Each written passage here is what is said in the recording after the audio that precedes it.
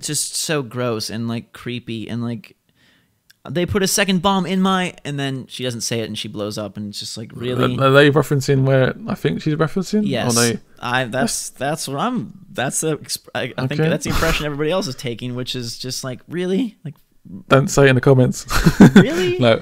Really? But yeah, I think that characters and stories like endear us to games so much, so incredibly much. And we mentioned this in sort of our last mini podcast about open world games are great because they're a lot of fun, but we don't want next gen to be entirely about creating the biggest world.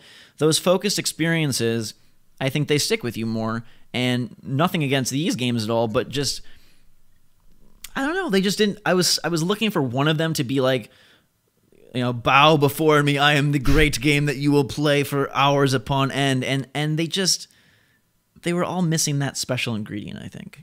Yeah, where Last of Us was, I mean, even the DLC, for example. When was the DLC? Was that February? Left Behind. Yeah, was that February? So it wasn't March, was it? Goodness gracious, I think it was February. I'll look it up real quick. Left Behind. But yeah, generally, The Last of Us just stuck in my head. I was constantly thinking about the ending of it and the story in it. Joel as a character, Ellie as a character was just so. I can't even compare them to like another story game where I can't think of one. Not in recent history anyway. We're almost like so jaded now by The Last of Us. Like I feel like we talk about it all the time. Like, was that as good as The Last of Us? Was that as good as The Last of Us? We can't compare Dark Souls to The Last of Us. We're just saying I think we both like. In our opinions, I think we both like the story in a game. Oh, totally. Yeah, I was just saying none of the games hooked me as much, and I don't know. I guess I have a very fantastical mind, so I like get really wrapped up in world. I'm like, I want to know Joel and Ellie. I want to be their friend, and I want to. Well, perhaps not Joel's friend. It came out, just kill us. It came out February 14th, Valentine's Day, so it was a February game. But honestly, like I was more intrigued to finish Left Behind faster than I was any of these games.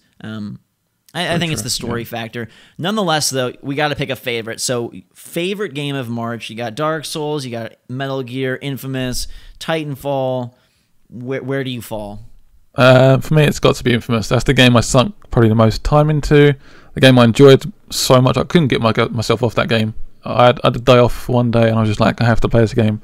I just addicted to it. The graphics were amazing. Gameplay was addicting as well, and the movement was amazing as well. I just love that game to bits, and I want to see more content from that game. So definitely Infamous for me. Yeah, and not website content. The paper trail stuff. Oh, don't get me started on that. I spent about an hour doing a 15-minute video on that.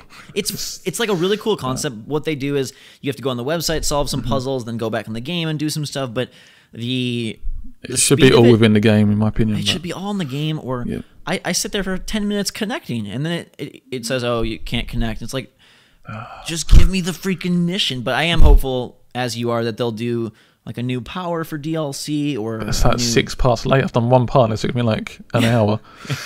Absolutely crazy. For myself, I don't know. I feel ashamed that neither of us are going to say Titanfall. I feel bad because that game is incredible. But we're not saying it's bad. There's so many good games this month that we're picking our first one. I mean,